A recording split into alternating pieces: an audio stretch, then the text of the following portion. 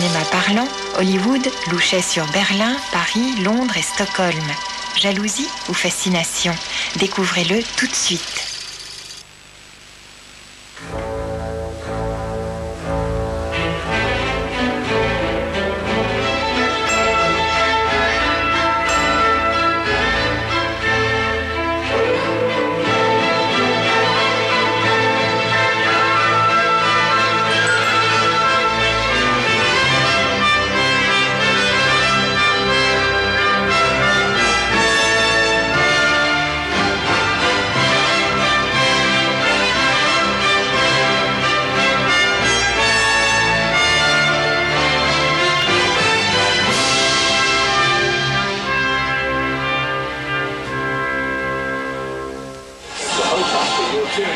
Nous sommes aujourd'hui saturés d'images. La plupart du temps, nous ne leur accordons pas plus d'attention qu'à nos papiers peints. Les images animées ne sont plus un événement. Il y a 100 ans, elles relevaient du miracle. Lorsque les spectateurs virent ce train se précipiter sur eux, ils prirent la fuite. Un nouvel art était né, une énergie nouvelle se déchaînait.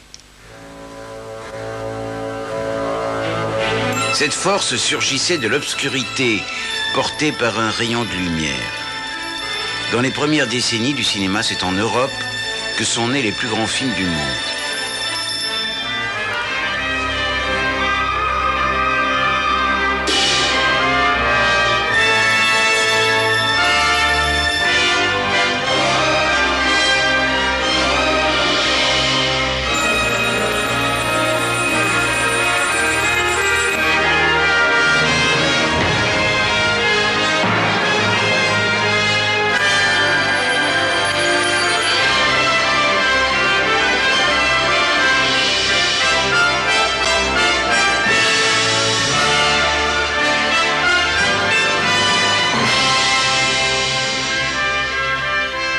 L'Europe a mené le monde jusqu'à la Première Guerre mondiale.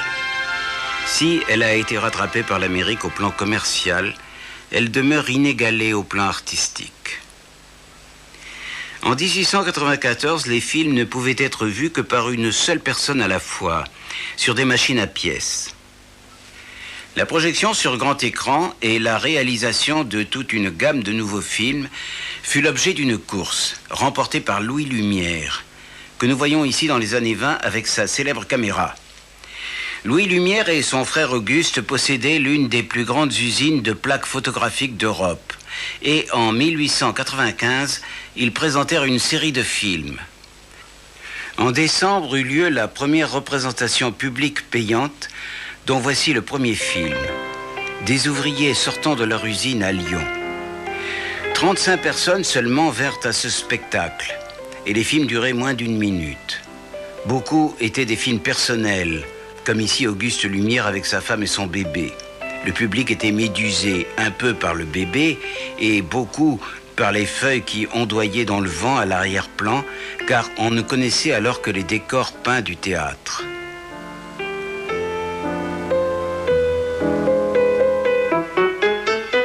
La première comédie cinématographique fut si populaire que les frères Lumière durent la tourner à nouveau. Le public se chiffra bientôt en milliers de personnes par jour. Les frères Lumière continuaient de leur fournir des scènes familières, mais en voyant ce train foncer sur eux, en 1896, les spectateurs des premiers rangs plongèrent pour l'esquiver. Les Lumières ne semblaient pas avoir conscience de ce qu'ils avaient mis en marche. Le cinéma, disait-il, allait durer 6 mois à 1 an. Ils n'en persévérèrent pas moins dans la voie empruntée, tout en améliorant le produit. Cette bagarre entre joueurs de cartes est interrompue par le tuyau d'arrosage. Les frères Lumière eurent bien des imitateurs dont certains peignaient leurs films à la main. Les Lumière devaient se défendre des imitations car ils n'étaient pas les seuls inventeurs en la matière.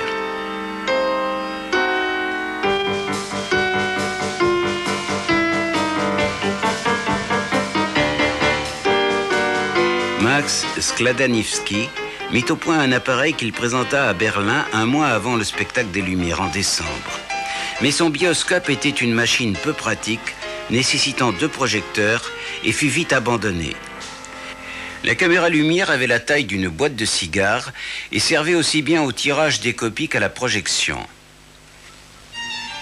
Les Lumières ont réalisé cette prise de vue de Piccadilly Circus en 1896, l'année de leur début en Grande-Bretagne.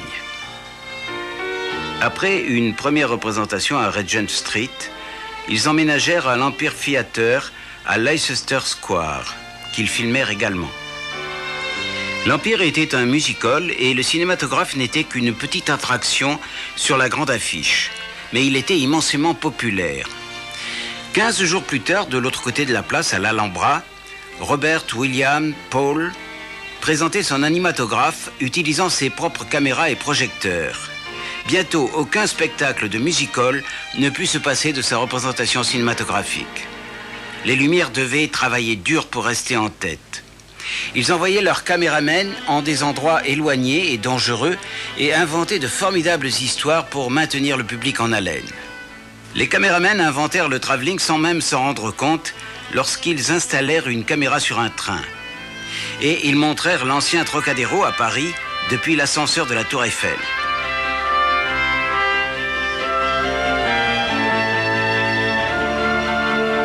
Les Britanniques se révélèrent aussi inventifs que les Français pendant une période brève mais glorieuse, à la fin du siècle dernier. Leurs techniciens se mirent à relier des scènes entre elles, à les monter, ce qui en augmenta l'impact. George Albert Smith utilisa d'audacieux gros plans dans des films de trucage, longtemps avant qu'ils ne deviennent à la mode dans les longs métrages. Dans ce film de James Williamson, un homme rendu fou par les photographes entreprend d'avaler la caméra.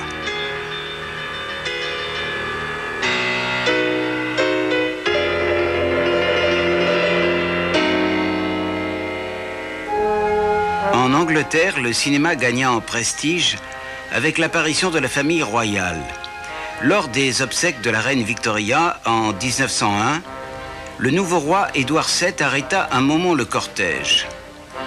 Ce geste est entré dans la légende comme celui du roi posant pour la caméra. À cette époque, le cinéma était essentiellement une distraction de la classe ouvrière, souvent représentée par des forains. La Sheffield Photographic Company était composée de montreurs ambulants, qui tournaient aussi leurs propres films. Celui-ci fut exporté aux États-Unis comme la plupart des films anglais d'alors. Avec sa poursuite, représentée par une succession de plans, il inspira le grand thème américain de l'attaque du train. La plupart des projections avaient lieu sur les champs de foire.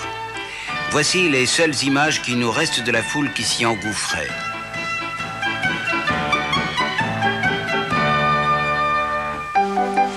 Un brave paysan se moque du cinématographe jusqu'à ce que, comme le train des Lumières, celui-ci se révèle un peu trop réaliste. Les représentations laissaient souvent à désirer. Outre la mauvaise qualité des copies, un autre risque plus sérieux inquiétait les gens, le feu. En 1897 à Paris, un tragique incendie causé par un projectionniste tua 140 personnes, dont la plupart appartenaient aux hautes sphères de la société.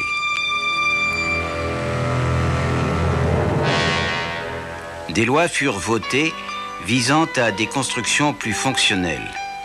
Pour quelques sous, on avait un certain confort. Les femmes se sentaient en sécurité, il y avait de la musique et la rassurante présence d'un pompier. Parmi ces premiers films, les plus appréciés furent sans conteste ceux de Georges Méliès. C'est lui-même que nous voyons ici.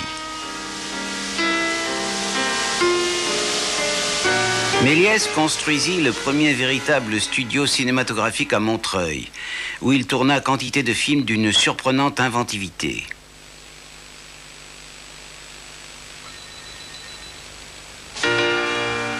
Méliès faisait absolument tout. Il construisit même sa propre caméra parce que Lumière ne voulait pas lui vendre la sienne. Comme Buster Keaton 20 ans plus tard, il interprète lui-même chaque membre d'un orchestre.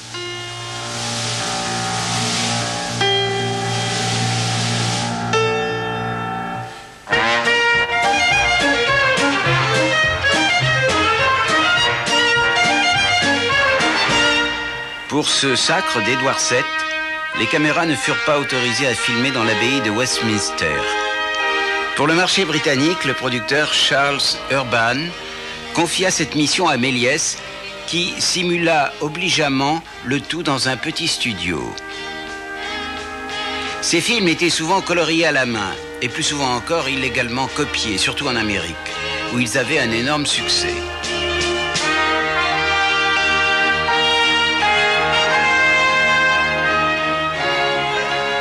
La colorisation à la main était certes trop coûteuse pour s'appliquer à chaque film, mais l'image animée devait affronter une sérieuse concurrence. Bien avant le cinéma, les lanternes magiques avaient une tradition en matière de qualité, de couleur et de mouvement. Les diapositives avaient anticipé bien des mécanismes cinématographiques. Les jouets optiques avaient eux aussi habitué les gens à l'idée du mouvement. En France, le pionnier Léon Gaumont saisit le potentiel de la nouvelle image animée.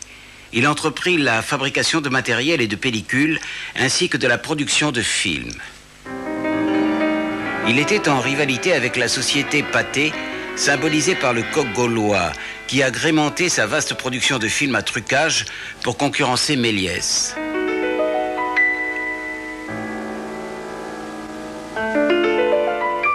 En Allemagne, les producteurs faisaient leur premier pas vers une forme d'imaginaire qui ferait un jour leur réputation. Métamorphosée par une pluie de pièces magiques, la petite paysanne part pour le pays enchanté.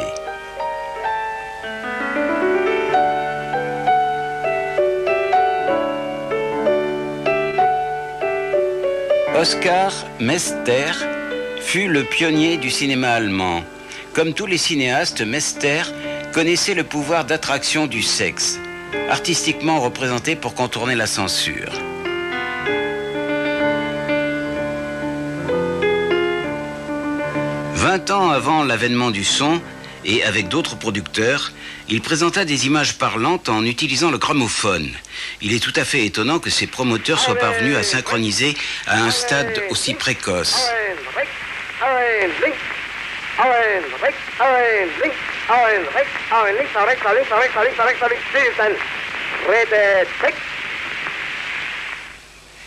L'amplification était insuffisante pour les grandes salles. Mais avant d'être abandonné, le système obtint de remarquables résultats.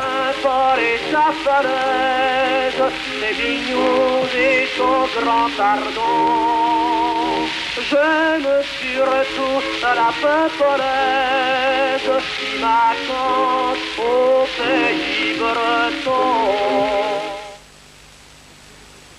Les exploitants ayant longtemps espéré des mécènes plus fortunés, les films étaient faits pour évoquer des pièces de théâtre luxueusement montées. La musique de ce célèbre film, réalisé par une société appelée Film d'Art, fut orchestrée par l'éminent compositeur Camille Saint-Saëns.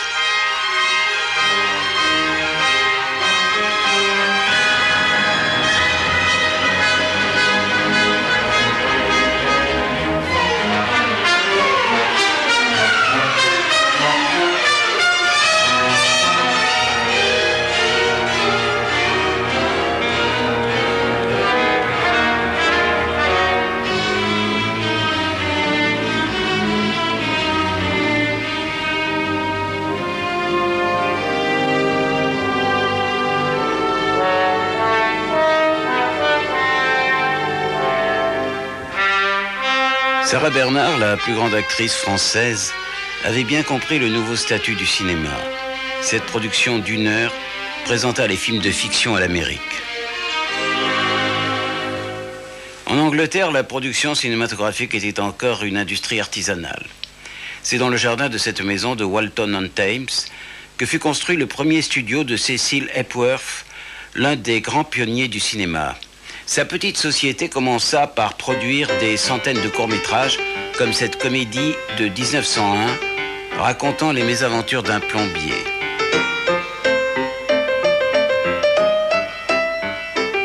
Hepworth fut bientôt plus exhaustif. Il avait un chien appelé Blair et un bébé prénommé Barbara. Il les mit tous les deux dans un film où une gitane ayant volé l'enfant, le chien entreprend de le retrouver. Plus que jamais, ce simple film faisait appel au montage pour raconter une histoire. Il définit les critères pour de nombreux films de poursuite et de suspense à venir. Cecil Hepworth y jouait et l'on a même dit que c'est lui qui l'avait réalisé. C'était en fait le travail de son employé, Lewin Fitzhamon.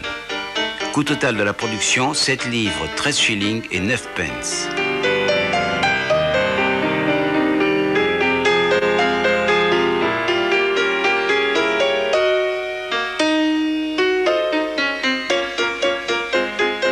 De retour auprès d'une madame Hepworth rongée par l'angoisse. Le chien est porté en triomphe, le bébé.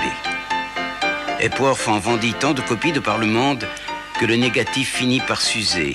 Il dut refaire 2 fois le film pour répondre à la demande.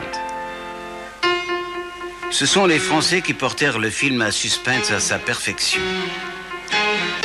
Des cambrioleurs font irruption dans une villa tandis que l'épouse téléphone à son mari médecin.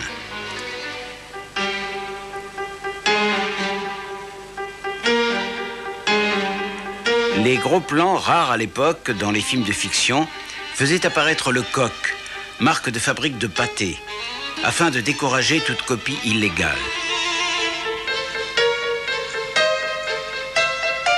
Dans sa course pour arriver à la rescousse, ce film évoque le travail de David Wark Griffith aux États-Unis. Sauf qu'il fut tourné début 1908, plusieurs mois avant que Griffith embrasse la carrière cinématographique.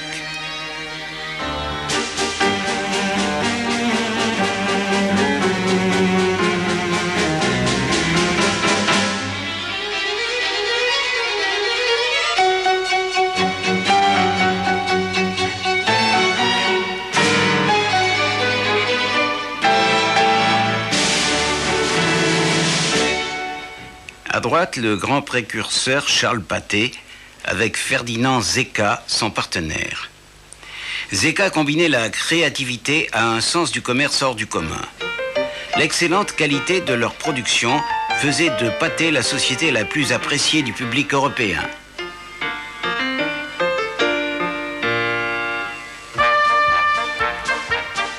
Ces images, en avance même sur Méliès, sont signées de l'espagnol Segundo de Chomón.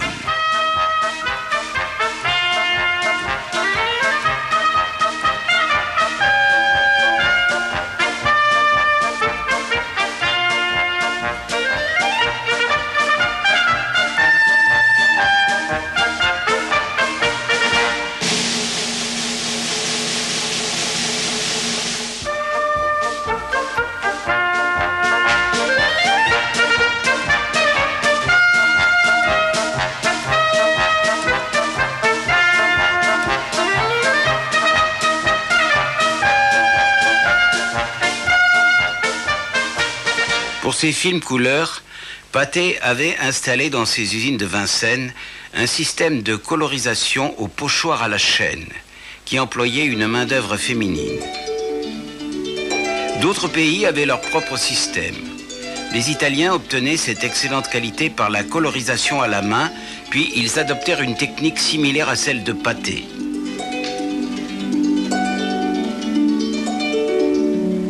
Lorsqu'en 1905 éclata la première révolution russe, Ferdinand Zecca procéda à sa reconstitution.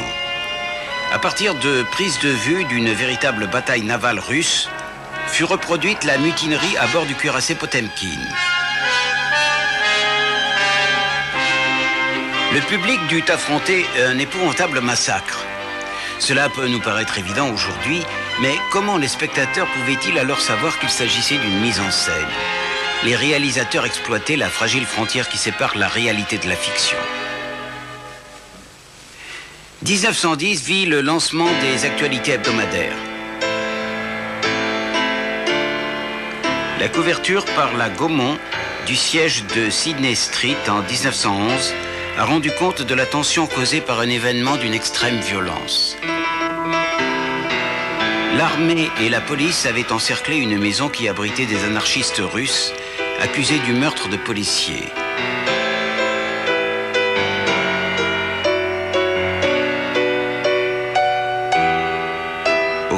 notamment le ministre de l'Intérieur, Winston Churchill. La société Clarendon de Croydon mit en scène un siège de son cru pour un film à suspense sur des espions internationaux. La Grande-Bretagne, avec sa suprématie maritime, était le centre mondial de la distribution, mais sa production était devenue moins efficace que celle d'autres pays comme l'Italie. Les Italiens recréaient le monde antique avec un génie qui faisait l'envie d'Américains comme Griffith. La chute de Troie, la retraite de Moscou,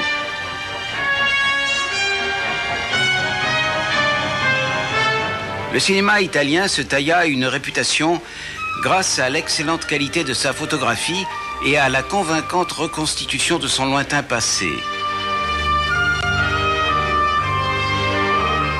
Mais rares sont ceux qui égalèrent le savoir-faire technique des réalisateurs danois.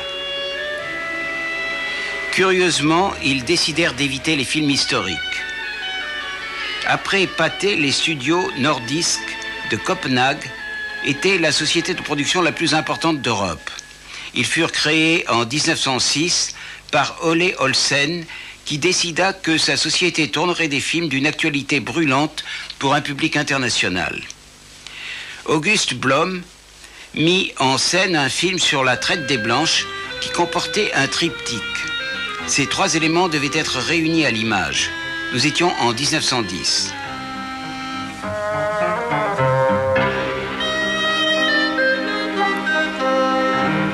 Le film, situé à Londres, était un extraordinaire mélodrame.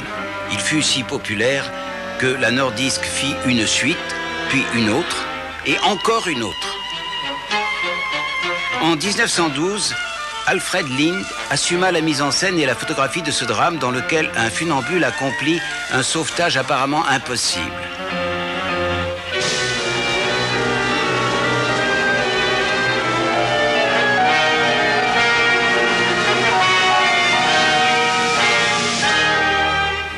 Ole Olsen comprit bientôt le potentiel que représentait l'exportation. Lorsque la Nordisk fit La fuite devant la mort, le réalisateur tourna un happy end pour les États-Unis et l'Europe occidentale. Les Russes, eux, eurent droit à une fin tragique. Ils en commandèrent 40 copies. Asta Nielsen était une actrice de théâtre de second ordre au Danemark lorsqu'elle apparut dans le film L'Abîme. Elle était d'un naturalisme et d'un érotisme rares au cinéma en 1910.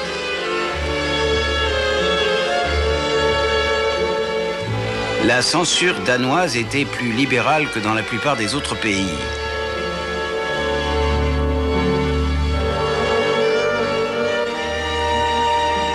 Comme bien des Danois, elle fut tentée par Berlin, où le producteur Paul Davidson construisit un studio spécialement pour elle. Nielsen pouvait être totalement convaincante en ouvrière. Dans La pauvre génie, elle devint la maîtresse d'un homme riche.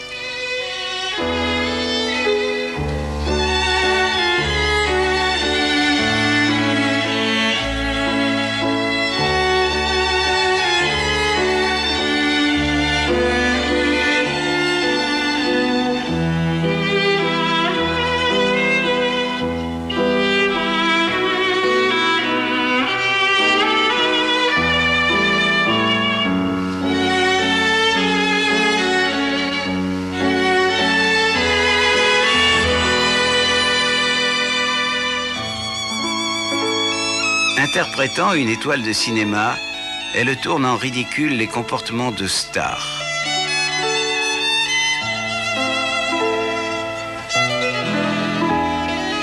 Et se plaint de la photographie sur les rushs de la veille.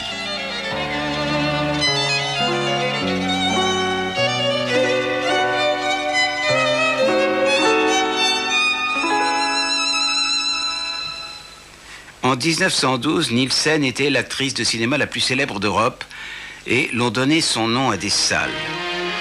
Les Allemands la prirent en affection et dans ce film, elle joue la fille d'un général qui lui offre une promenade en dirigeable.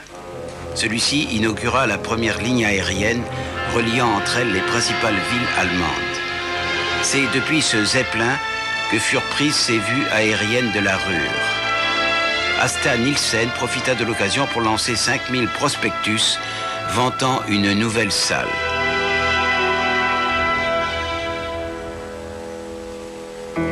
En Grande-Bretagne, le dirigeable a été perçu comme une menace.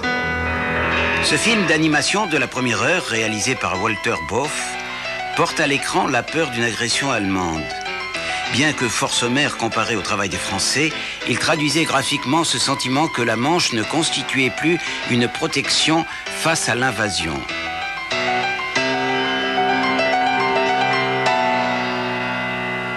Une société de production britannique fabriquait aussi des aéroplanes. Cet engin d'observation de la British and Colonial à Bristol tint un rôle dans un film d'espionnage avec Percy Meran. L'aviation n'avait pas 10 ans lorsque fut tourné ce film et le public était fasciné de voir une machine volante d'aussi près.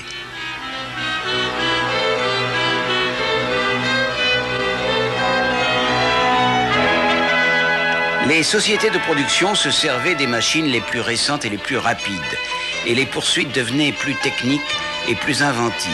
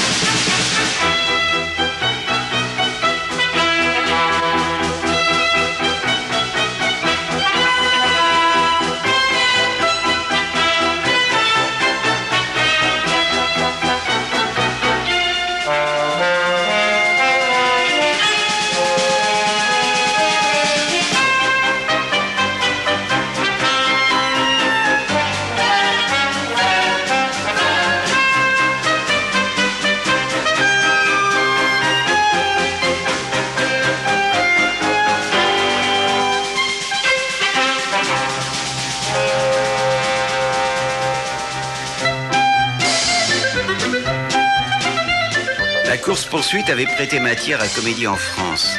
Comédie alors aussi anarchique que la société était conventionnelle et guindée.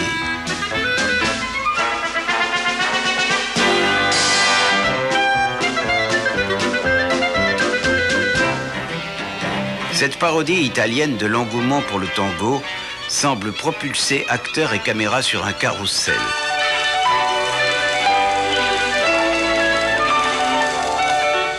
Ceci fut tourné à Merton Park, non loin de Londres. Le héros de cette comédie britannique possède un tapis magique qui se charge de sa note de restaurant.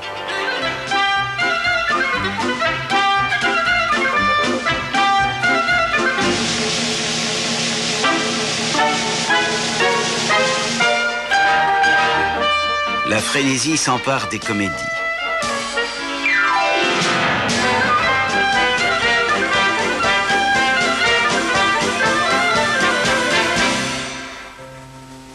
Léonce Perret, réalisateur et comédien, croyait quant à lui au calme et à la tranquillité, rendant ainsi plus vraisemblables ses comédies familiales. Au retour de son mari, l'épouse découvre un cheveu de femme.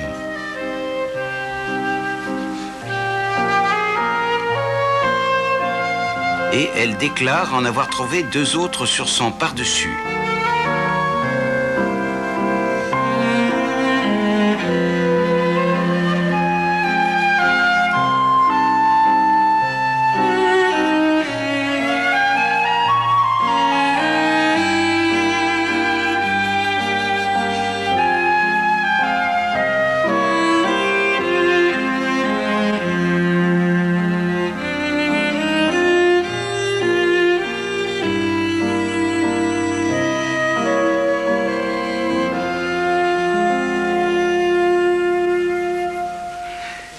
Vers 1913, Max Linder était le roi de la comédie. Il fit ses débuts en 1905 et devint bientôt la première grande star de l'écran. Il était l'un des cinéastes les plus imaginatifs.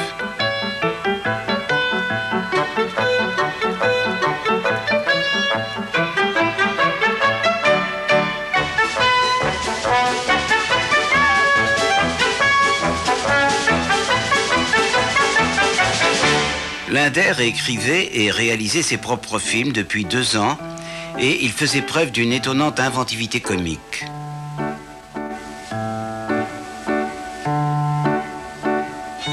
Il tournait ses courtes scénettes au rythme d'1 par semaine.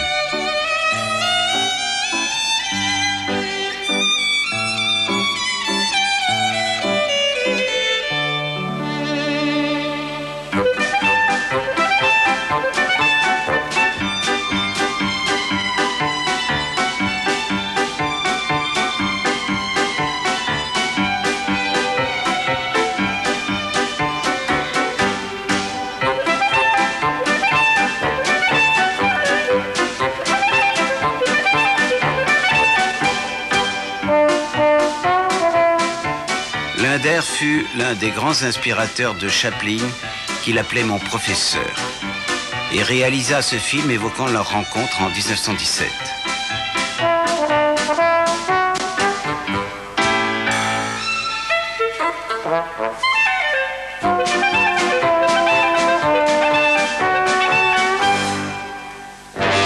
En 1913, le film européen atteignit de nouveaux sommets. Les épopées historiques assuraient la suprématie du cinéma italien. Quo Vadis recueillit tous les suffrages, mais Les Derniers Jours de Pompéi fut le triomphe artistique de l'année. Il y eut en fait 2 versions, dont chacune connut un succès colossal aux États-Unis.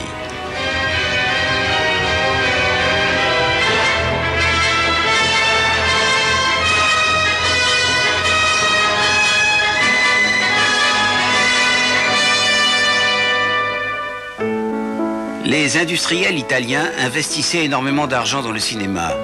En 1913, on comptait 200 studios et l'on sortait 3 films par jour. Il y avait du travail pour les foules entières de figurants et le cinéma devint une source de fierté pour un pays par ailleurs si pauvre. La plus grande épopée italienne fut produite en 1913. Ses décors et sa photographie étaient sans précédent. Et aux États-Unis, ce genre de plan travelling a gardé pendant des années le nom de mouvement Cabiria.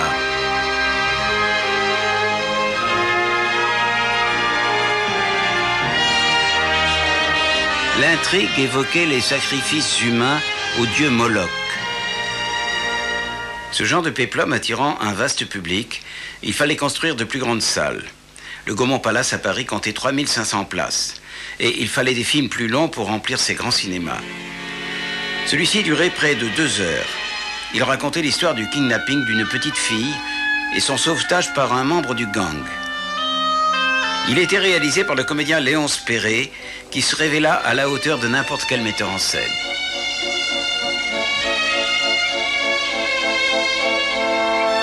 Les kidnappeurs réunissent la fille et son père pour demander ensuite plus d'argent.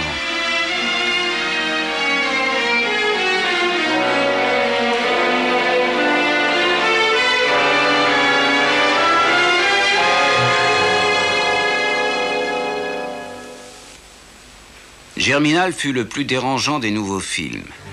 Tourné en extérieur, c'était une adaptation du roman de Zola sur la vie et la mort à la mine.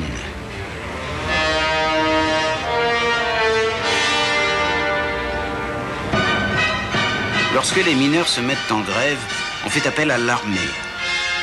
Les ouvriers n'en sont que plus déterminés et plus violents.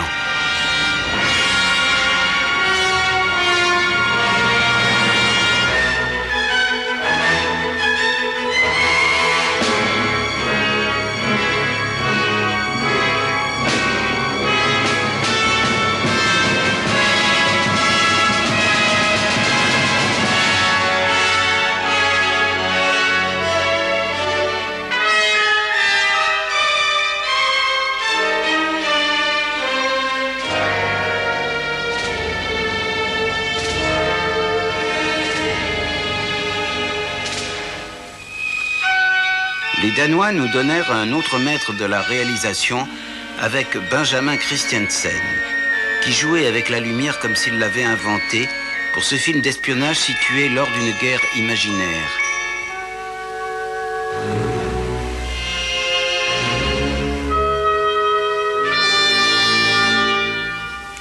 En France, le cinéaste Alfred Machin produisit ce film dénonçant la guerre en Paticolor.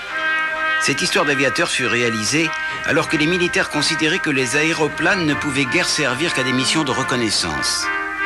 On ignorait encore les combats aériens. Pour le public d'avant-guerre, ceci était de la science-fiction.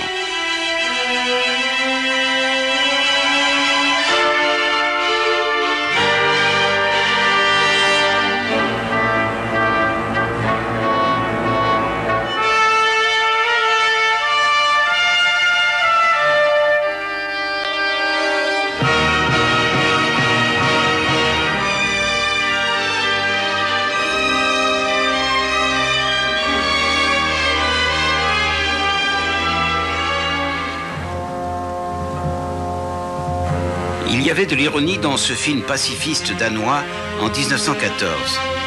Dirigé par Holger Madsen, il anticipait avec trop de clairvoyance la misère qui planait. Basé sur un scénario de Karl Dreyer, le futur grand réalisateur que des scènes comme celle-ci allaient rendre célèbre. Il était destiné au Congrès international pour la paix qui devait se tenir à Vienne en septembre 1914. Le congrès fut annulé à la suite d'un événement qui devait survenir dans les Balkans. Les dernières images de l'archiduc François Ferdinand avant son assassinat. Il avait fait l'objet d'un premier attentat et, arrivé à la mairie, son chauffeur examine les dommages subis par le véhicule. 3 minutes après avoir quitté la mairie, l'archiduc était mort. L'Europe et son industrie cinématographique allaient en être changées pour toujours. Ce sont les Britanniques qui s'en rendaient le moins compte. Cet été-là, ils refaisaient la guerre des Deux Roses sur les collines du Sussex, tentant vainement de rivaliser avec les Italiens dans le domaine des films à grand spectacle. Le Kaiser avait beau vénérer le militarisme, il n'en était pas moins alarmé par la tournure que prenaient les événements. L'Austro-Hongrie s'était déjà mobilisée contre la Serbie. La France mobilisa le 1er août. 3 jours plus tard, l'Allemagne déclarait la guerre à la France. La scène fut recréée en 1916 par Paul Lenny.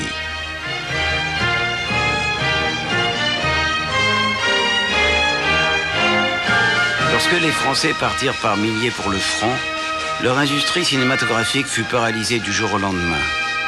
Les autorités militaires considéraient que les images animées ne pouvaient guère servir à autre chose qu'à des exercices de tir.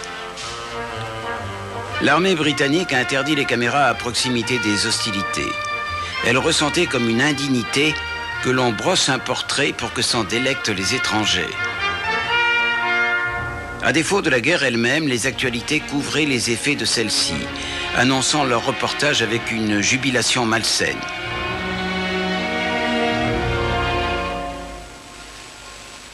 Le gouvernement britannique reconnaissait l'importance de la propagande, mais ne voyait pas quel parti pouvait y prendre le cinéma. On n'allait pas au-delà des dessins animés et des cartes illustrées. Il fallut une année entière pour convaincre ses services de l'utilité du film. Et l'on obtint un film sur la préparation de la guerre. L'absence de véritable prise de vue poussa les cinéastes à en créer eux-mêmes. La menace du dirigeable était devenue réalité. Mais ces fausses actualités montrant un raid en Zeppelin sur l'Angleterre n'avaient guère progressé par rapport au dessin animé de 1909. Cette bataille, issue d'un film de propagande allemand, bénéficia probablement d'une assistance militaire. Les Allemands furent les premiers à saisir l'utilité du cinéma.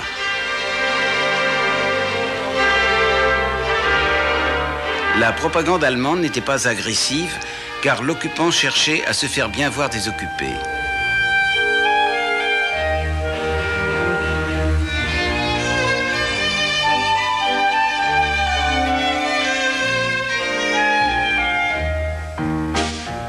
Les Allemands parvenaient à trouver comique le rationnement alimentaire. Un homme cherche désespérément du beurre. Sa fiancée ne l'épousera que s'il en trouve.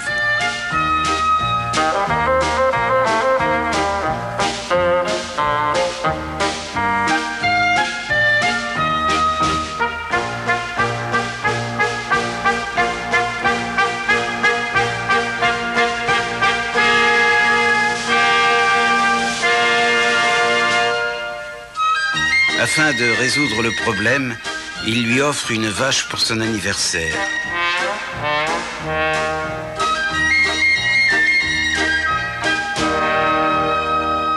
C'est pendant la guerre que les Allemands ont découvert le cinéma.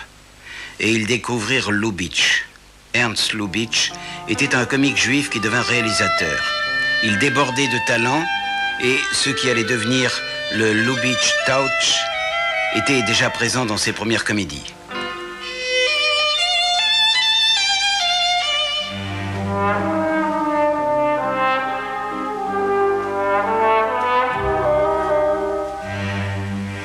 La guerre allait priver la France de son acteur fétiche, Max Linder. Devenu chauffeur militaire, il fut blessé et devait bientôt partir pour l'Amérique. Un petit garçon appelé Boudezan était l'un des comiques les plus populaires en ces temps de guerre. Le voici dans une scène d'une des grandes séries de Louis Feuillade. Il fit aussi de nombreux courts-métrages.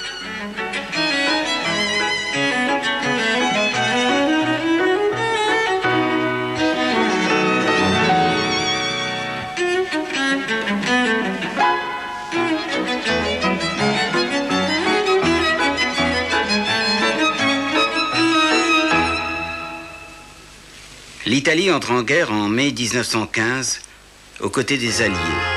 Et ce film de propagande montre comment Massiste, leur homme fort de renommée mondiale, affronte l'ennemi autrichien.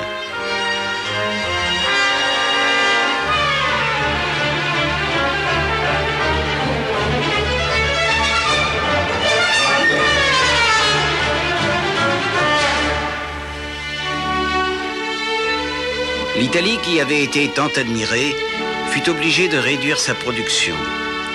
La César Film produisit un film annonçant le nouveau réalisme. Filmé dans les rues de Naples, il était interprété et co-réalisé par Francesca Bertini, la première diva italienne, célèbre pour ses rôles chargés d'émotion et qui impressionna ses successeurs par le surprenant naturel de sa prestation.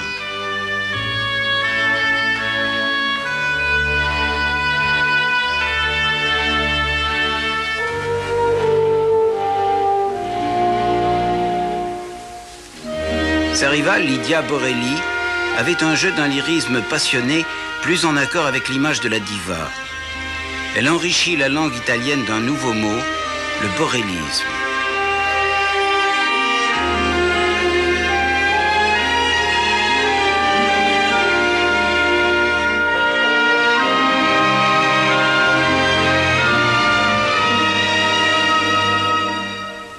Matinée pour enfants en Angleterre.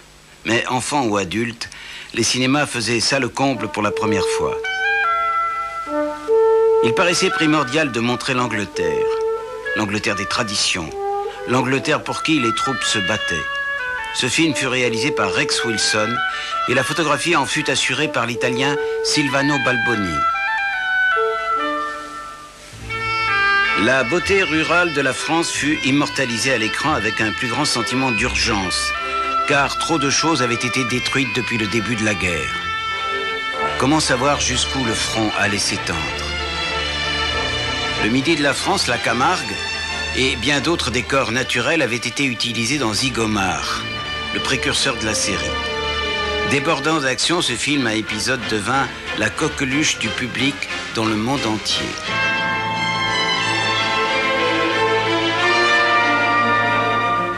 Paris en guerre se laissa fasciner par les séries. Dans Les Vampires, réalisé par Louis Feuillade, des cambrioleurs utilisent un gaz soporifique pour neutraliser les invités lors d'une réception. Les Allemands venaient d'utiliser, quelques mois plus tôt, des gaz toxiques sur le front occidental.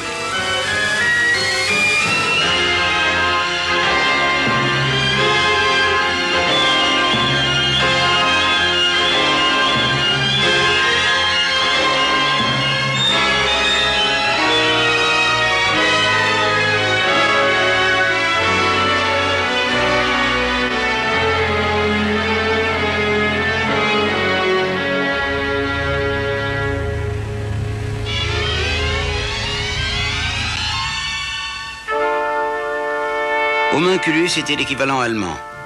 Un homme crée un laboratoire qui tente de prendre le pouvoir sur le monde.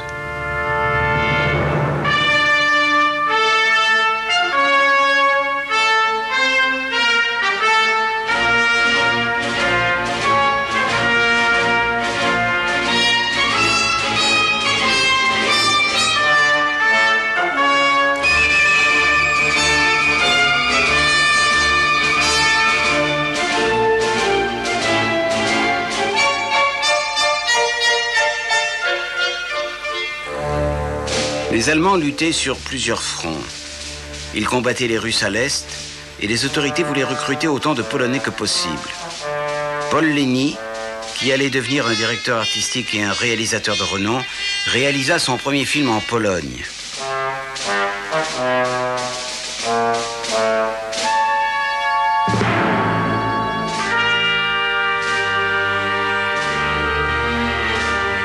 C'est l'histoire d'un médecin militaire qui gagne un aristocrate polonais à la cause impériale.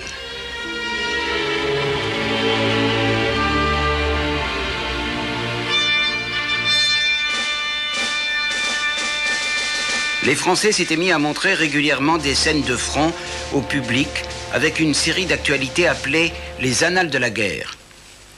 En 1916, le gouvernement britannique reconnut enfin la valeur de l'image animée. Le premier des films de guerre officiels fut tourné essentiellement par Geoffroy Malins de la Gaumont. Le film regorgeait des habituelles scènes de troupes en marche, mais d'autres aussi, comme cette mine terrestre explosant sur les lignes allemandes.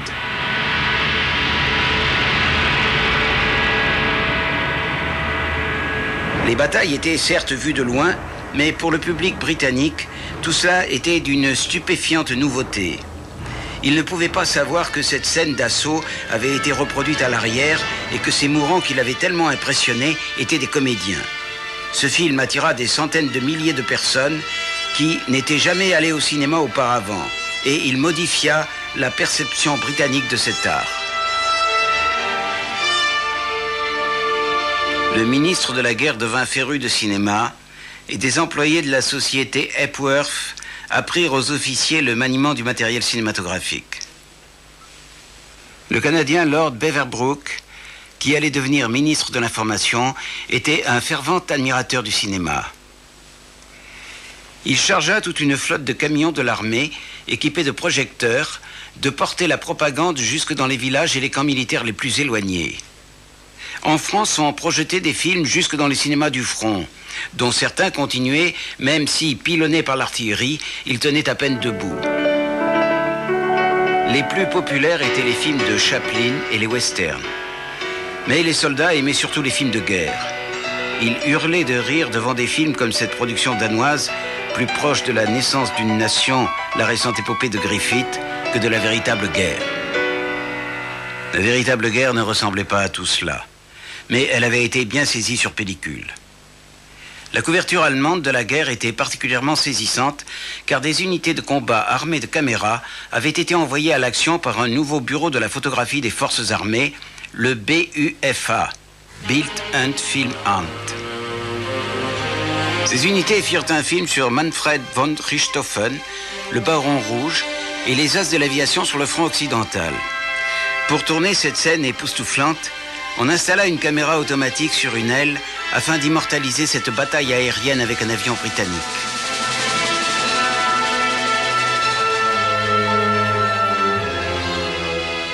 Lorsque les Américains entrèrent en guerre en 1917, ils montrèrent au monde ceux dont la propagande cinématographique était capable. Ils nettoyèrent les pays neutres des films ennemis en les prévenant que s'ils projetaient le moindre film allemand, ils seraient privés des films de Charlie Chaplin.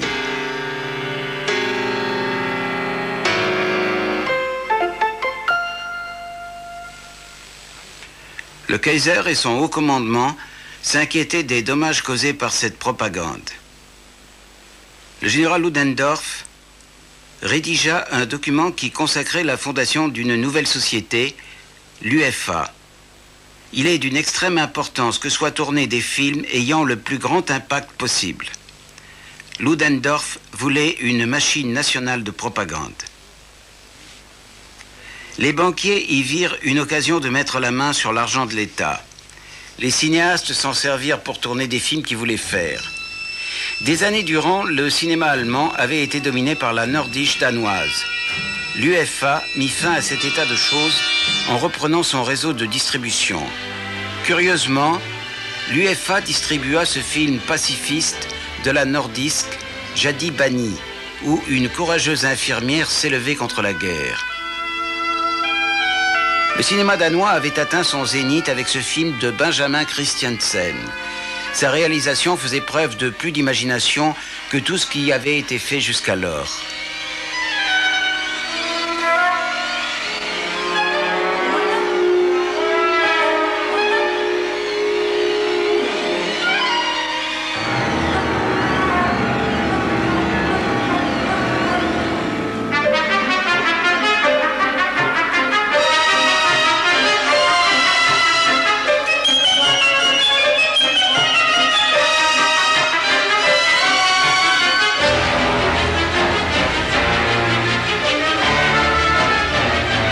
La perte du marché d'Europe centrale sonna le glas du Danemark en tant que pays producteur de films.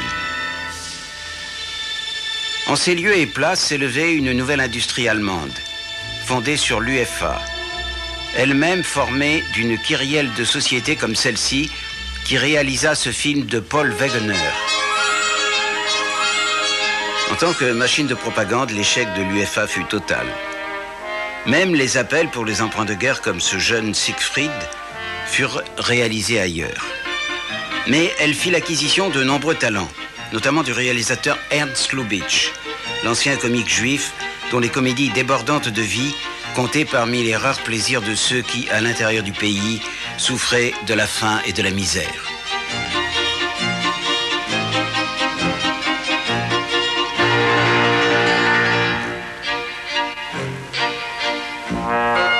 Paula Negri fut l'une des premières grandes stars de l'UFA.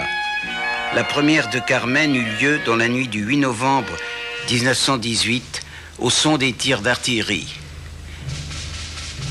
Guillaume II abdiqua le lendemain tandis que les révolutionnaires socialistes envahissaient la rue. Le type de propagande qu'avait espéré Ludendorff fut réalisé par les Britanniques.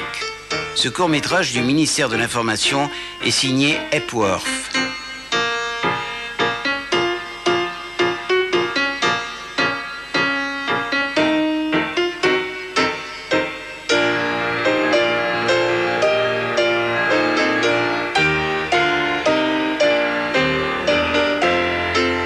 Le message aux spectateurs était qu'une fois la guerre finie, il leur faudrait affronter les Allemands en tant que civils, en tant que voyageurs de commerce.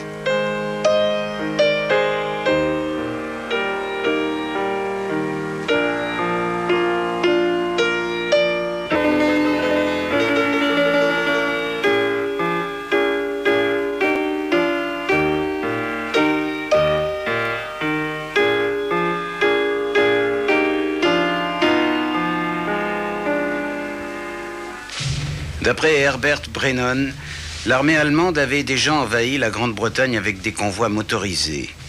Ce réalisateur américano-irlandais s'était vu commander par le gouvernement britannique la production d'un grand film de propagande sur l'invasion allemande, impliquant des centaines de soldats, ce qui leur sauva probablement la vie, et mettant en scène Hélène Terry, la plus grande comédienne du théâtre britannique. Hélène Terry joue une mère dont le fils a obtenu la Croix de guerre anglaise, mais dont on doit lui annoncer la mort.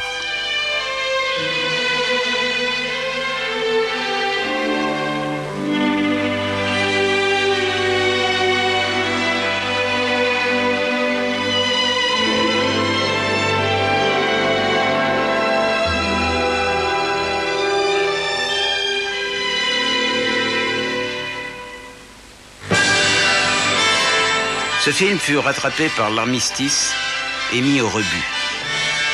4 ans de guerre avaient anéanti l'Europe et son industrie cinématographique en fut l'une des victimes. Ces marchés mondiaux perdus, elle rendit les armes à Hollywood.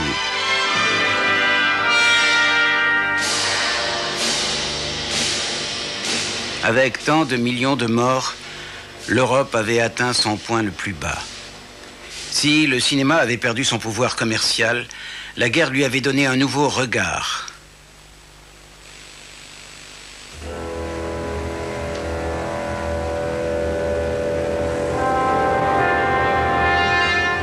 Au dernier jour de la guerre, Abel Gance s'était lancé dans un film pacifiste à grand spectacle.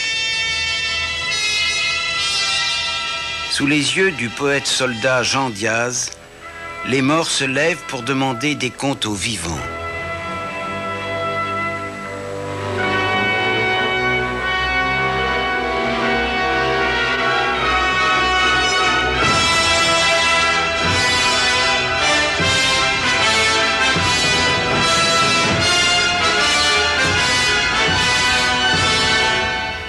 Diaz rassure la population terrifiée, mais demande alors si ce grand sacrifice a servi à quelque chose. Que vous a donc apporté la guerre? Qu'avez-vous fait depuis que votre mari a été tué? J'accuse.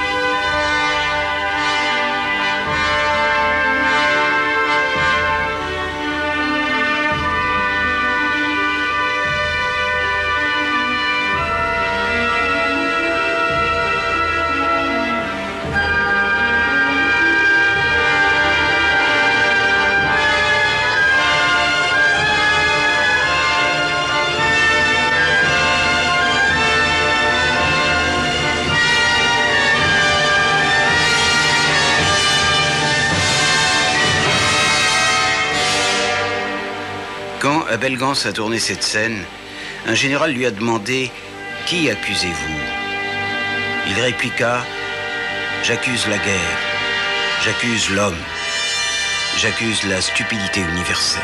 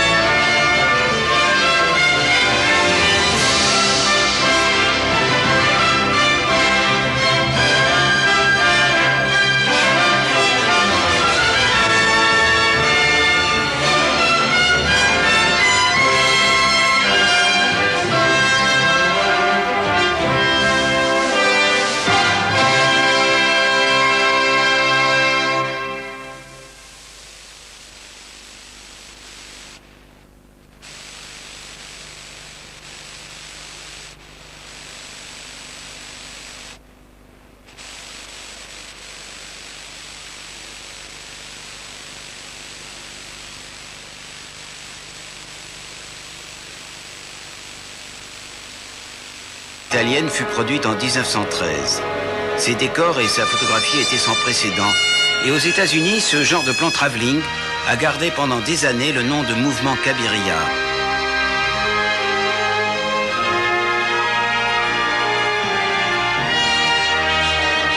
L'intrigue évoquait les sacrifices humains au dieu Moloch.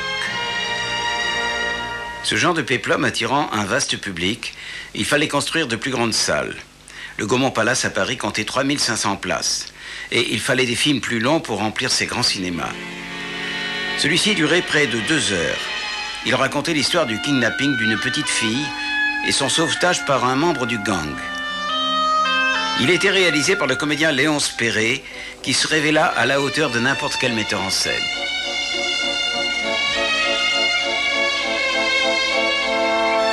Les kidnappeurs réunissent la fille et son père pour demander ensuite plus d'argent.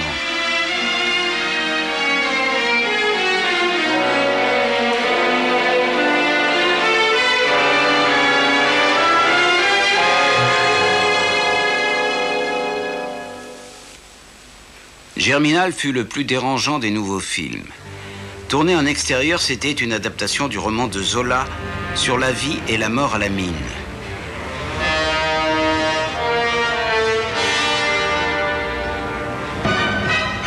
Lorsque les mineurs se mettent en grève, on fait appel à l'armée. Les ouvriers n'en sont que plus déterminés et plus violents.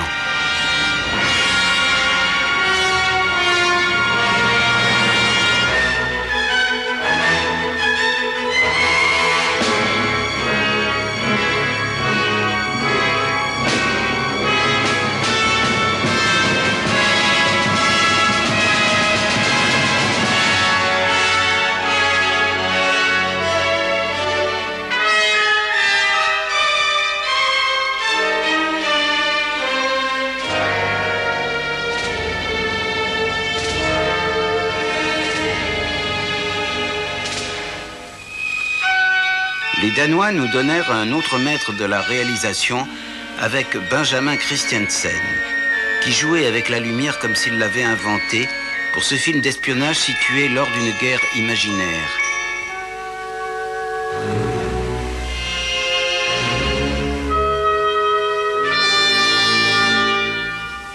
En France, le cinéaste Alfred Machin produisit ce film dénonçant la guerre en Pâté-Color. Cette histoire d'aviateur fut réalisée alors que les militaires considéraient que les aéroplanes ne pouvaient guère servir qu'à des missions de reconnaissance. On ignorait encore les combats aériens. Semble propulser acteurs et caméras sur un carrousel.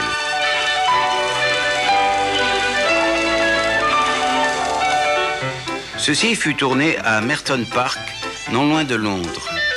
Le héros de cette comédie britannique possède un tapis magique qui se charge de sa note de restaurant.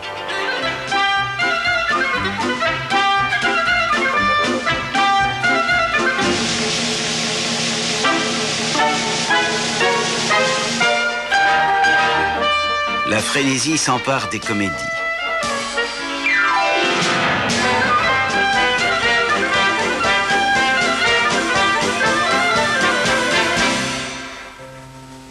Léonce Perret, réalisateur et comédien, croyait quant à lui au calme et à la tranquillité, rendant ainsi plus vraisemblables ses comédies familiales.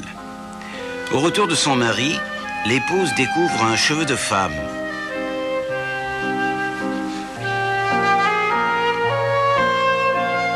Et elle déclare en avoir trouvé 2 autres sur son par-dessus.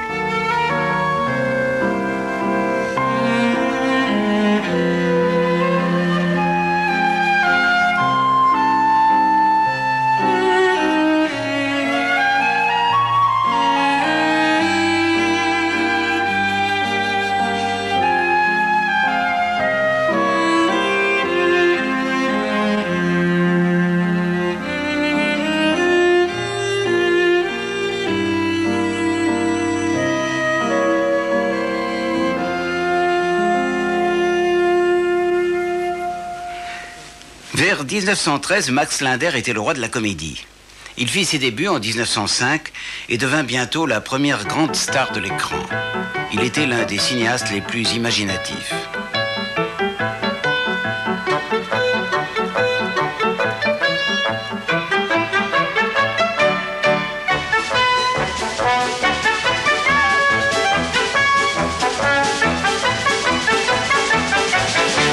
Linder écrivait et réalisait ses propres films depuis 2 ans et il faisait preuve d'une étonnante inventivité comique.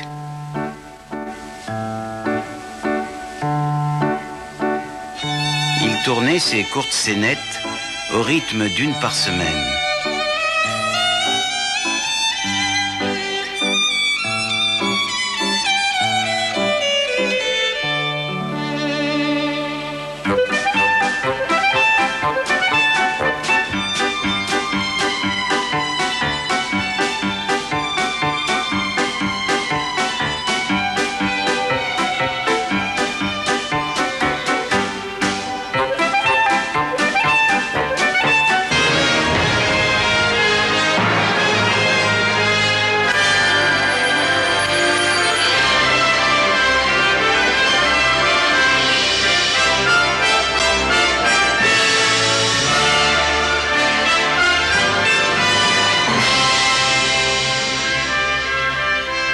L'Europe a mené le monde jusqu'à la Première Guerre mondiale.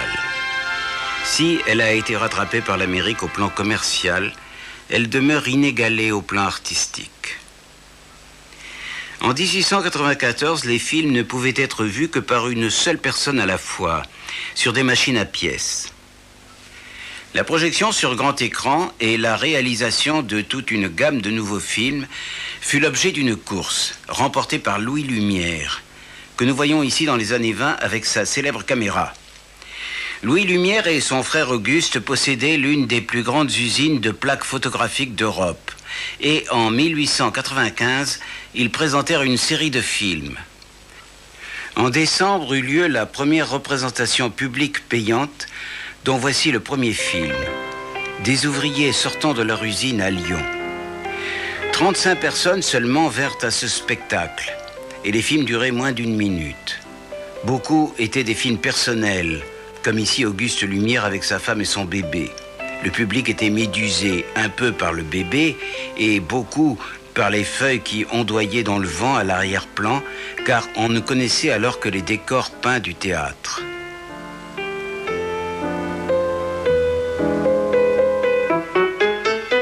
La première comédie cinématographique fut si populaire que les frères Lumière durent la tourner à nouveau. Le public se chiffra bientôt en milliers de personnes par jour. Les frères Lumière continuaient de leur fournir des scènes familières, mais en voyant ce train foncer sur eux, en 1896, les spectateurs des premiers rangs plongèrent pour l'esquiver. Les Lumières ne semblaient pas avoir conscience de ce qu'ils avaient mis en marche le cinéma, disait-il, allait durer 6 mois à 1 an. Ils n'en persévérèrent pas moins dans la voie empruntée, tout en améliorant le produit. Cette bagarre entre joueurs de cartes est interrompue par le tuyau d'arrosage. Les frères Lumière eurent bien des imitateurs dont certains peignaient leurs films à la main. Les Lumière devaient se défendre des imitations car ils n'étaient pas les seuls inventeurs en la matière.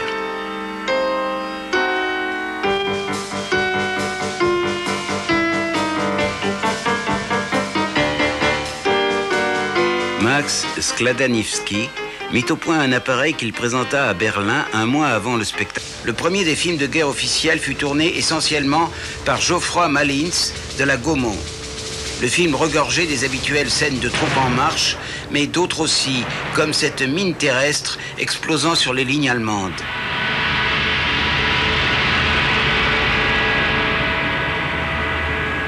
Les batailles étaient certes vues de loin, mais pour le public britannique, tout cela était d'une stupéfiante nouveauté. Il ne pouvait pas savoir que cette scène d'assaut avait été reproduite à l'arrière et que ces mourants qui l'avaient tellement impressionné étaient des comédiens. Ce film attira des centaines de milliers de personnes qui n'étaient jamais allées au cinéma auparavant et il modifia la perception britannique de cet art. Le ministre de la guerre devint féru de cinéma et des employés de la société Epworth apprirent aux officiers le maniement du matériel cinématographique. Le Canadien Lord Beaverbrook, qui allait devenir ministre de l'Information, était un fervent admirateur du cinéma. Il chargea toute une flotte de camions de l'armée, équipés de projecteurs, de porter la propagande jusque dans les villages et les camps militaires les plus éloignés. En France, on projetait des films jusque dans les cinémas du front, dont certains continuaient, même si, pilonnés par l'artillerie, ils tenaient à peine debout. Les plus populaires étaient les films de Chaplin et les westerns. Mais les soldats aimaient surtout les films de guerre. Ils hurlaient de rire devant des films comme cette production danoise, plus proche de la naissance d'une nation, la récente épopée de Griffith, que de la véritable guerre. La véritable guerre ne ressemblait pas à tout cela, mais elle avait été bien saisie sur pellicule. La couverture allemande de la guerre était particulièrement saisissante car des unités de combat armées de caméras avaient été envoyées à l'action par un nouveau bureau de la photographie des forces armées, le BUFA, Bild und Filmamt. Ces unités firent un film sur Manfred von Richthofen, le Baron Rouge, et les as de l'aviation sur le front occidental. Pour tourner cette scène époustouflante, on installa une caméra automatique sur une aile afin d'immortaliser cette bataille aérienne avec un avion britannique.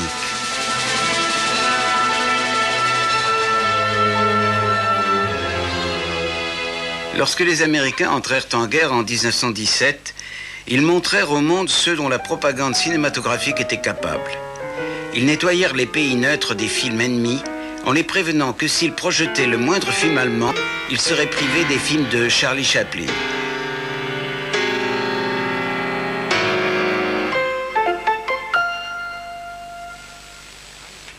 Le Kaiser et son haut commandement s'inquiétaient des dommages causés par cette propagande. Réalisateur que des scènes comme celle-ci allaient rendre célèbres. Il était destiné au Congrès international pour la paix qui devait se tenir à Vienne en septembre 1914. Le congrès fut annulé à la suite d'un événement qui devait survenir dans les Balkans. Les dernières images de l'archiduc François Ferdinand avant son assassinat. Il avait fait l'objet d'un premier attentat et, arrivé à la mairie, son chauffeur examine les dommages subis par le véhicule. 3 minutes après avoir quitté la mairie, l'archiduc était mort. L'Europe et son industrie cinématographique allaient en être changées pour toujours. Ce sont les Britanniques qui s'en rendaient le moins compte. Cet été-là, ils refaisaient la guerre des 2 roses sur les collines du Sussex, tentant vainement de rivaliser avec les Italiens dans le domaine des films à grand spectacle. Le Kaiser avait beau vénérer le militarisme, il n'en était pas moins alarmé par la tournure que prenaient les événements. L'Austro-Hongrie s'était déjà mobilisée contre la Serbie. La France mobilisa le 1er août. 3 jours plus tard, l'Allemagne déclarait la guerre à la France. la scène fut recréée en 1916 par Paul Lény.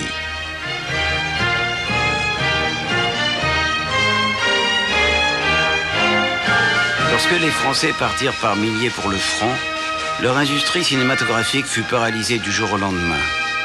Les autorités militaires considéraient que les images animées ne pouvaient guère servir à autre chose qu'à des exercices de tir. L'armée britannique interdit les caméras à proximité des hostilités. Elle ressentait comme une indignité que l'on brosse un portrait pour que s'en délectent les étrangers.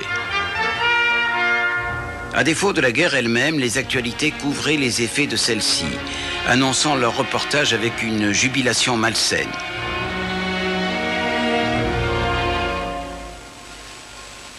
Le gouvernement britannique reconnaissait l'importance de la propagande, mais ne voyait pas quel parti pouvait y prendre le cinéma. On n'allait pas au-delà des dessins animés et des cartes illustrées. Il fallut une année entière pour convaincre ses services de l'utilité du film. Et l'on obtint un film sur la préparation de la guerre. L'absence de véritable prise de vue poussa les cinéastes à en créer eux-mêmes. La menace du dirigeable était devenue réalité. Mais ces fausses actualités montrant un raid en Zeppelin sur l'Angleterre n'avaient guère progressé par rapport au dessin animé de 1909. Cette bataille, issue d'un film de propagande allemand, bénéficia probablement d'une assistance militaire. Les Allemands furent les premiers à saisir l'utilité du cinéma. La projection sur grand écran et la réalisation de toute une gamme de nouveaux films fut l'objet d'une course remportée par Louis Lumière, que nous voyons ici dans les années 20 avec sa célèbre caméra. Louis Lumière et son frère Auguste possédaient l'une des plus grandes usines de plaques photographiques d'Europe. Et en 1895, ils présentèrent une série de films.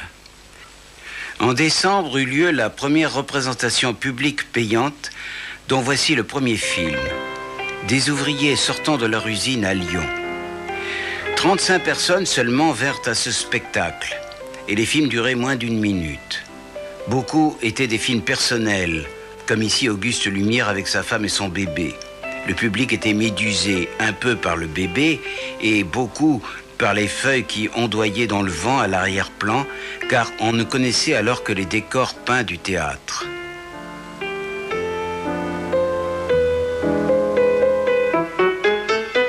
La première comédie cinématographique fut si populaire que les frères Lumière durent la tourner à nouveau. Le public se chiffra bientôt en milliers de personnes par jour.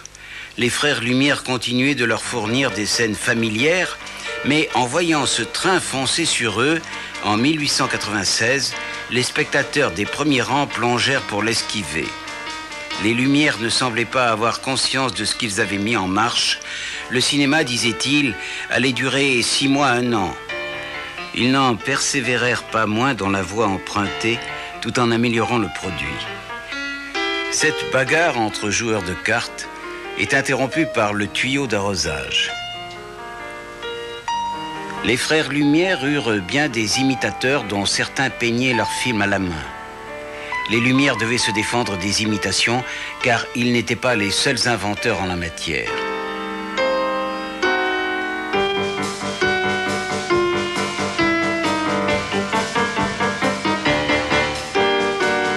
Max Skladanivsky mit au point un appareil qu'il présenta à Berlin un mois avant le spectacle des Lumières en décembre. Mais son bioscope était une machine peu pratique, nécessitant 2 projecteurs et fut vite abandonné. La caméra Lumière avait la taille d'une boîte de cigares et servait aussi bien au tirage des copies qu'à la projection. Les Lumières ont réalisé cette prise de vue de Piccadilly Circus en 1896, l'année de leur début en Grande-Bretagne. Après une première représentation à Regent Street, ils emménagèrent à l'Empire Theatre à Leicester Square, qu'ils filmèrent également. L'Empire était un music-hall et le cinématographe n'était qu'une petite heure examine les dommages subis par le véhicule. 3 minutes après avoir quitté la mairie, l'archiduc était mort. L'Europe et son industrie cinématographique allaient en être changées pour toujours. Ce sont les Britanniques qui s'en rendaient le moins compte. Cet été-là, ils refaisaient la guerre des Deux Roses sur les collines du Sussex, tentant vainement de rivaliser avec les Italiens dans le domaine des films à grand spectacle. Le Kaiser avait beau vénérer le militarisme, il n'en était pas moins alarmé par la tournure que prenaient les événements. L'Austro-Hongrie s'était déjà mobilisée contre la Serbie. La France mobilisa le 1er août. 3 jours plus tard, l'Allemagne déclarait la guerre à la France. La scène fut recréée en 1916 par Paul Lény.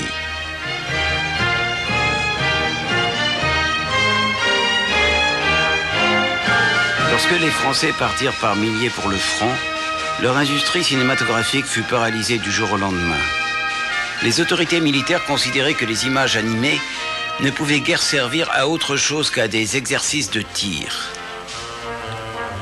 L'armée britannique a interdit les caméras à proximité des hostilités. Elle ressentait comme une indignité que l'on brosse un portrait pour que s'en délectent les étrangers. À défaut de la guerre elle-même, les actualités couvraient les effets de celle-ci, annonçant leur reportage avec une jubilation malsaine.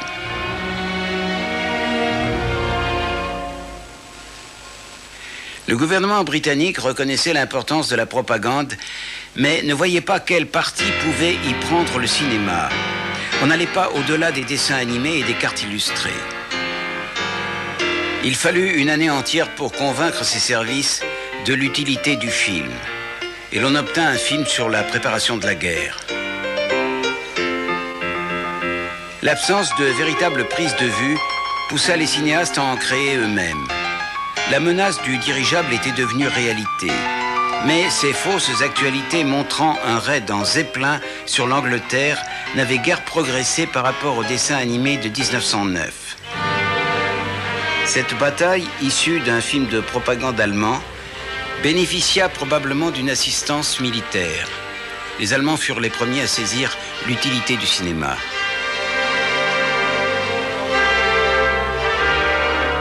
La propagande allemande n'était pas agressive, car l'occupant cherchait à se faire bien voir des occupés.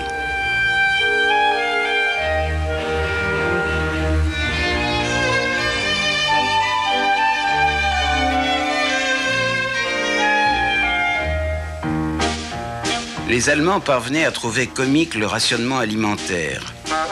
Un homme sous les yeux du poète-soldat Jean Diaz, les morts se lèvent pour demander des comptes aux vivants.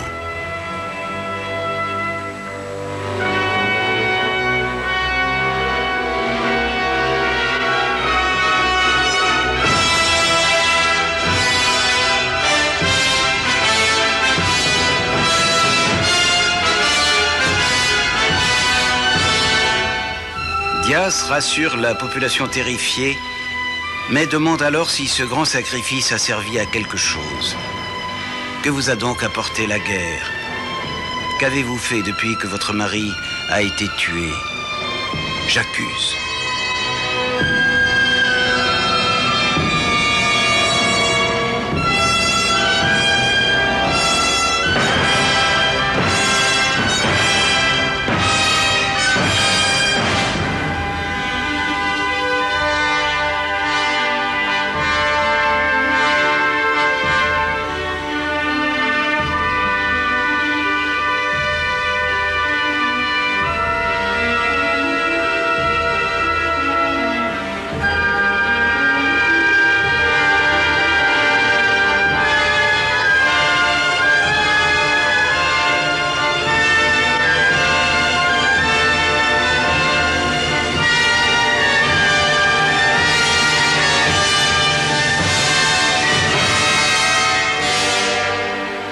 Quand Abel Gans a tourné cette scène, un général lui a demandé « Qui accusez-vous » Il répliqua « J'accuse la guerre, j'accuse l'homme, j'accuse la stupidité universelle. »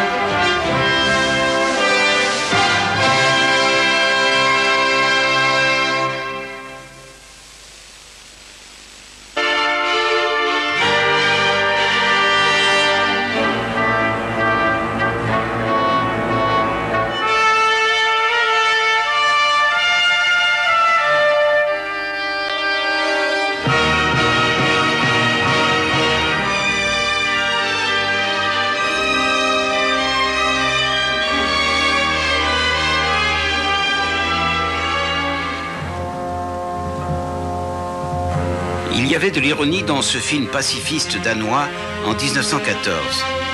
Dirigé par Holger Madsen, il anticipait avec trop de clairvoyance la misère qui planait.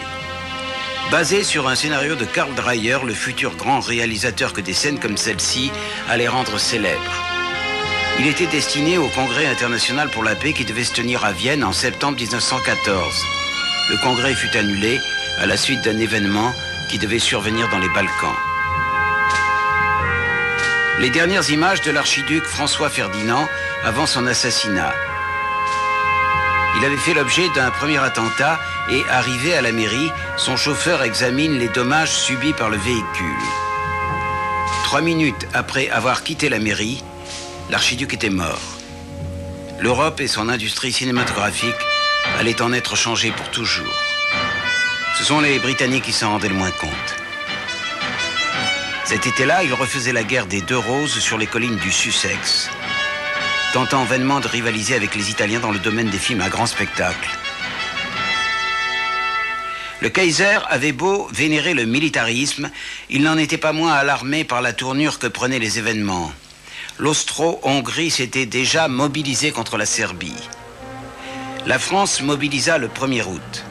3 jours plus tard, l'Allemagne déclarait la guerre à la France.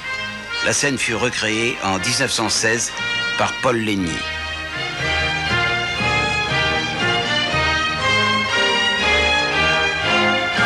Lorsque les Français partirent par milliers pour le front, leur industrie cinématographique fut paralysée du jour au lendemain. Les autorités militaires considéraient que les images animées ne pouvaient guère servir à autre chose qu'à des exercices de tir. L'armée britannique interdit les caméras à proximité des hostilités. Elle ressentait comme une indignité que l'on brosse un portrait pour que s'en délectent les étrangers.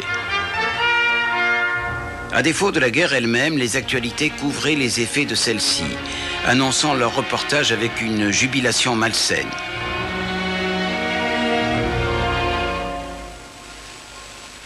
Le gouvernement britannique reconnaissait l'importance de la propagande, mais ne voyait pas quel parti pouvait y prendre le cinéma. On n'allait pas au-delà des dessins animés et des cartes illustrées lumière.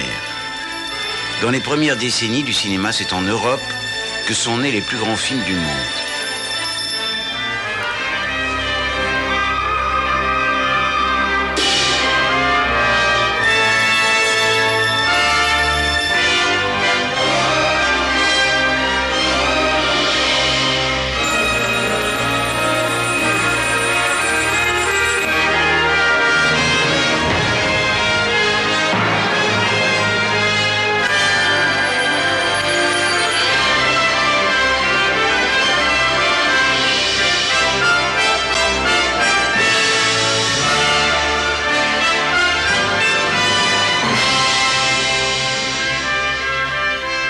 L'Europe a mené le monde jusqu'à la Première Guerre mondiale.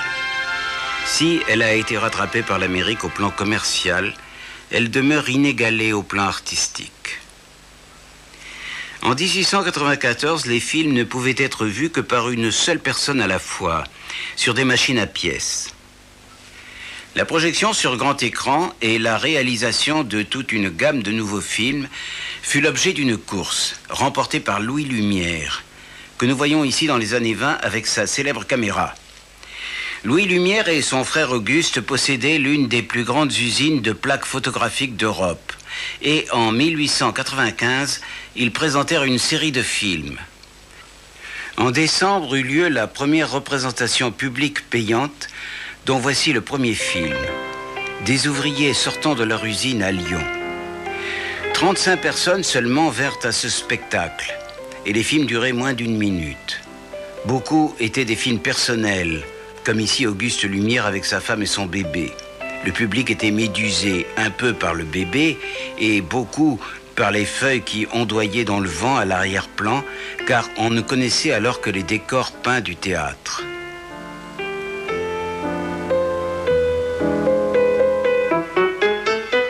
La première comédie cinématographique fut si populaire que les frères Lumière durent la tourner à nouveau. Le public se chiffra bientôt en milliers de personnes par jour. les frères Lumière continuaient de leur fournir des scènes familières, mais en voyant ce train foncer sur eux, en 1896, les spectateurs des premiers rangs plongèrent pour l'esquiver. Les Lumières ne semblaient pas avoir conscience de ce qu'ils avaient mis en marche. Le cinéma, disait-il, allait durer 6 mois à 1 an. Ils n'en persévérèrent pas moins dans la voie empruntée, tout en améliorant le produit. Cette bagarre entre joueurs de cartes est interrompue par le tuyau d'arrosage. Il impressionna ses successeurs par le surprenant naturel de sa prestation.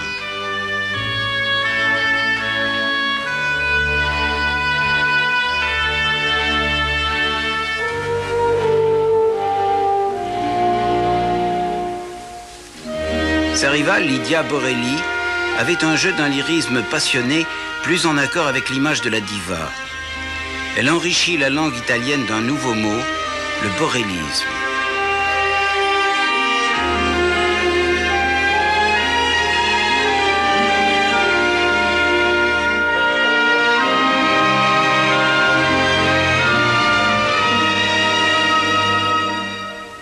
Matinée pour enfants en Angleterre.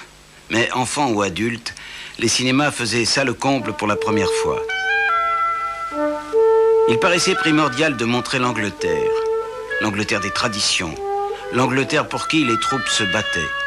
Ce film fut réalisé par Rex Wilson et la photographie en fut assurée par l'Italien Silvano Balboni.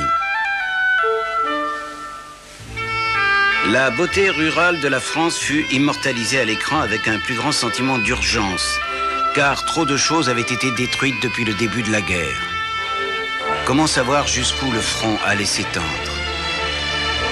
Le midi de la France, la Camargue et bien d'autres décors naturels avaient été utilisés dans Zygomar, le précurseur de la série. Débordant d'action, ce film à épisodes devint la coqueluche du public dans le monde entier.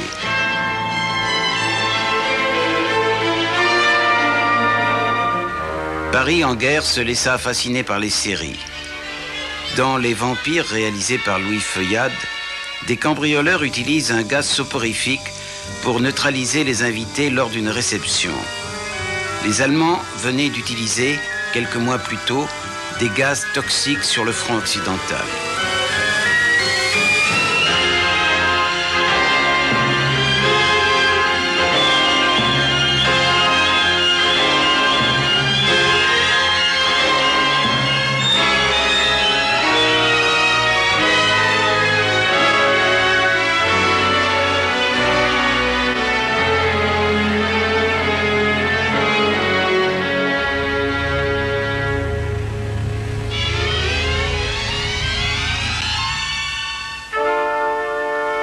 Homunculus était l'équivalent allemand.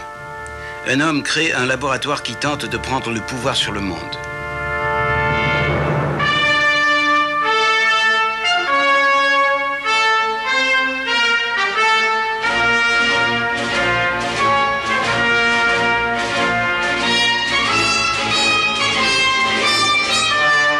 Coût total de la production, 7 livres, 13 shillings et 9 pence.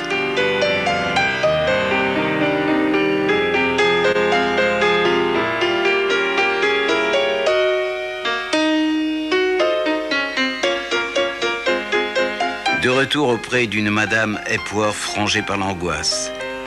Le chien est porté en triomphe, le bébé. Epworth en vendit tant de copies de par le monde que le négatif finit par s'user. Il dut refaire 2 fois le film pour répondre à la demande. Ce sont les Français qui portèrent le film à suspense à sa perfection. Des cambrioleurs font irruption dans une villa tandis que l'épouse téléphone à son mari médecin.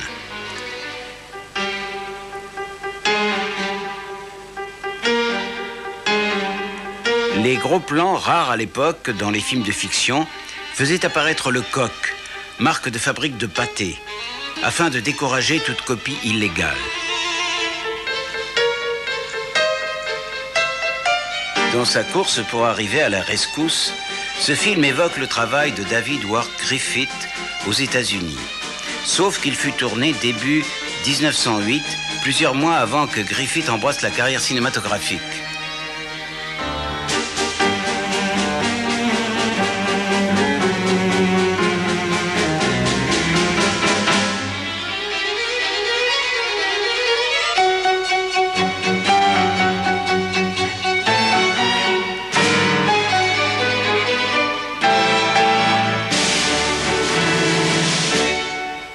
À droite, le grand précurseur Charles Pathé, avec Ferdinand Zecca, son partenaire. Zecca combinait la créativité à un sens du commerce hors du commun. L'excellente qualité de leur production faisait de Pathé la société la plus appréciée du public européen.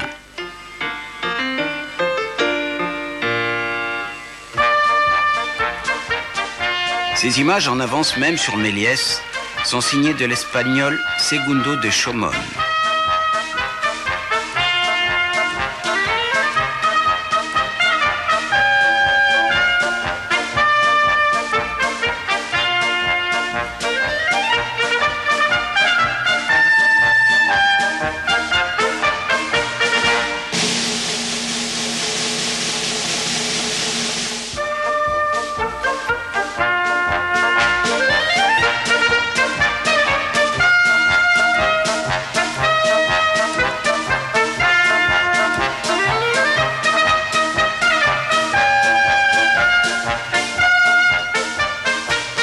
Pour ses films couleurs, Pathé avait installé dans ses usines de Vincennes un système.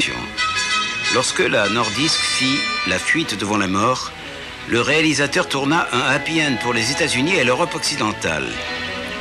Les Russes, eux, eurent droit à une fin tragique. Ils en commandèrent 40 copies. Asta Nielsen était une actrice de théâtre de second ordre au Danemark lorsqu'elle apparut dans le film L'Abîme. Elle était d'un naturalisme et d'un érotisme rares au cinéma en 1910.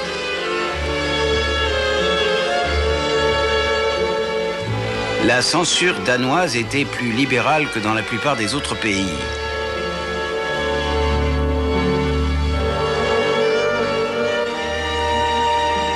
Comme bien des Danois, elle fut tentée par Berlin, où le producteur Paul Davidson construisit un studio spécialement pour elle. Nielsen pouvait être totalement convaincante en ouvrière. Dans La pauvre génie, elle devint la maîtresse d'un homme riche.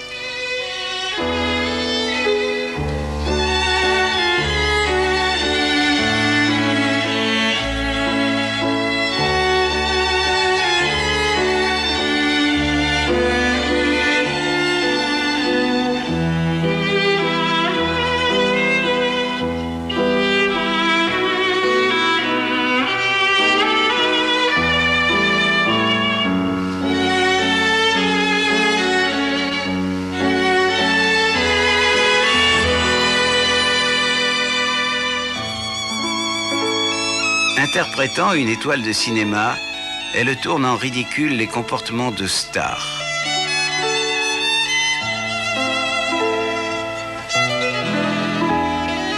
Et se plaint de la photographie sur les rushs de la veille.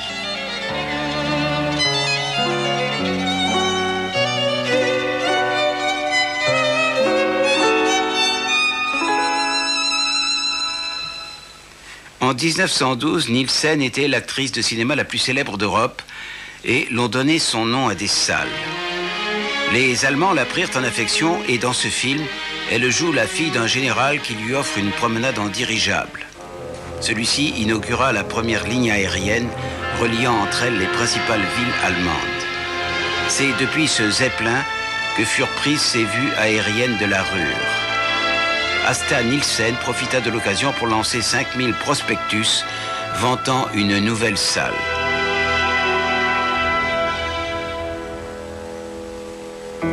En Grande-Bretagne, le dirigeable a été perçu comme une menace. Ce film d'animation de la première heure, réalisé par Walter Boff, porte à l'écran la peur d'une agression allemande. Bien que fort sommaire comparé